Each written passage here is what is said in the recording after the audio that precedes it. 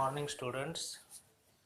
Yesterday we have discussed the ascending paper chromatography. Today we are going to discuss the descending chromatography and circular chromatography.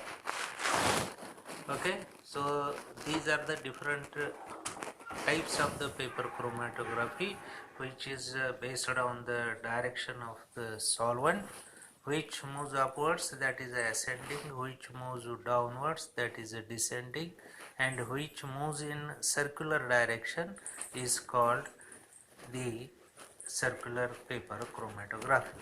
In all these three techniques, the Hartmann filter paper number 1 is used, near about 10 centimeter in length and 2 centimeter in width.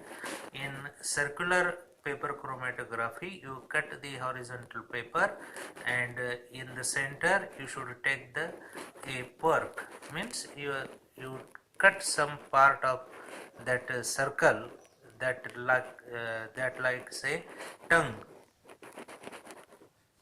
and from which the solvent will flow.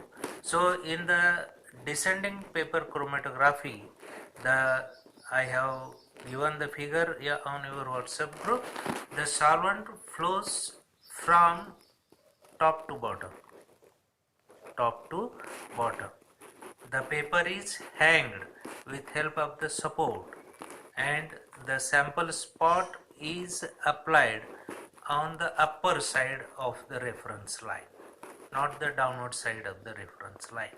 The reference line is upward, and at the middle, at the center, we can apply the sample spot, and on that support we kept a tank or trough or any small beaker containing a pore and a organic solvent, that is the mobile phase. The solvent tank is above, then that below a paper, then the reference line. At the center we can apply the sample spot, and the technique will now start.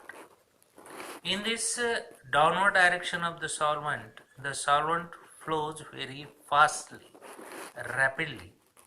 Therefore, it is not so suitable technique, because sometimes the components are not reacted with the solvent, and we cannot get the zones or the different spots. If it is colored, then it will be easy, but in the ascending technique, the solvent moves in upward direction very slowly. It has time to interact with the sample, and then it forms the different spots or the colors or zones. But in the descending technique, the solvent moves the faster. All other techniques is same as ascending technique. In circular paper chromatography, instead of a chromatographic jar, we can take a trough, that is in circular, and on that trough we take the glass rod, take the pins for holding the filter paper circular, then make a torque or tongue in between the circle of the paper. The solvent moves in circular direction, not in horizontal direction. It is in radial form. It makes the different circles of the colors or different constituent zones, which can be detected by spraying reagents.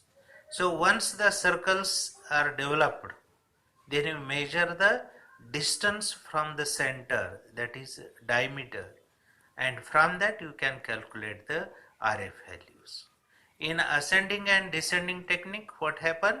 You can measure the solvent front, the last front that is produced by the solvent. After that it will not flow. Then the different solute fronts, different spots, different zones, and divide by the solvent front and multiplied by 100, you will get the RF value. In circular chromatography, instead of measuring the distance, you measure the diameter of the circles, different zones, and you calculate the RF values. That is a simple paper chromatography that have three techniques. One is ascending, another is descending, and the circular paper chromatography. Okay, tomorrow we will introduce the second type of the chromatography, that is thin layer chromatography. Okay, goodbye.